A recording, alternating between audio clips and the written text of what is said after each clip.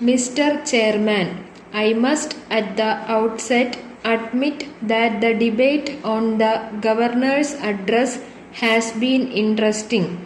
Members have expressed their considered views on some of the problems faced by the people of this state. Some of the members have also dealt with questions which are outside the scope of the state legislature and the government, but I know that those questions are also very important from the point of view of the people of this state. I shall now refer to the views expressed by the members on the recent cyclone in the southern districts of this state. I was very much moved by the expression of sympathy from all sections of the House. This cyclone has overtaken us very suddenly, and it is no doubt a matter of great concern to all of us. I am thankful to the members who have given suggestions for the short-term and long-term measures that are to be undertaken in order to give relief to the affected people. I am particularly grateful to those who have given a number of suggestions to prevent the repetition of such a calamity in future. I wish to take this opportunity to explain to the House that the government have done all they could to warn the people in that area about the possibility of a cyclone. The concerned officers had also taken all possible and necessary measures. In spite of all these, as the cyclone was so sudden, all their efforts could not fully protect the people against it.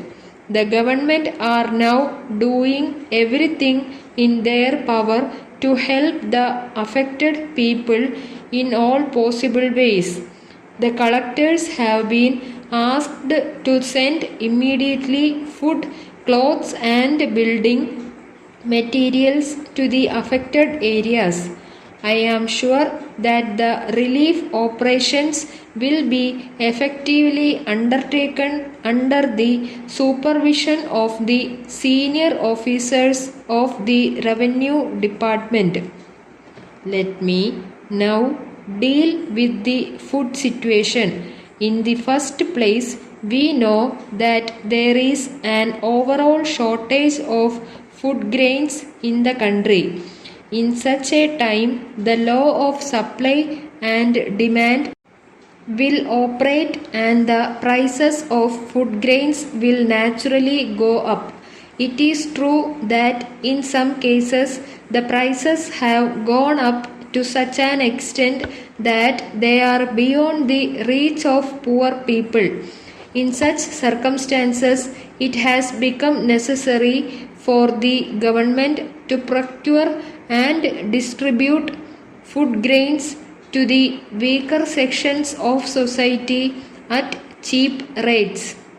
Otherwise, the weaker sections will suffer to a very great extent, as they will not be able to purchase the food grains at a high cost.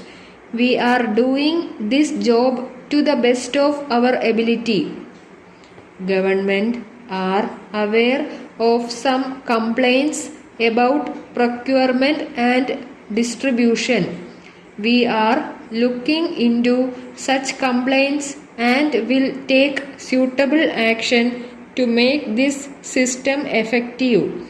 I am sorry I am unable to agree to the suggestion made by a member that we should give up procurement and supply of food grains at concessional rates.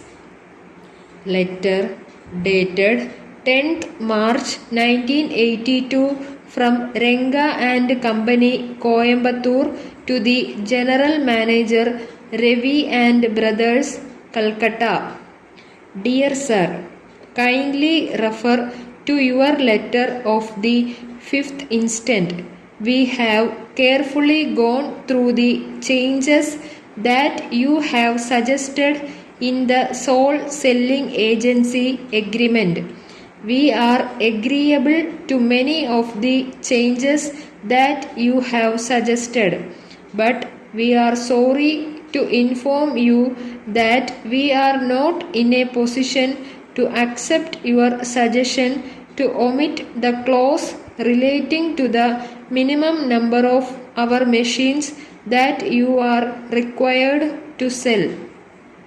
We wish to point out that in all such agreements which we have entered into with so many other commercial houses, there is such a clause.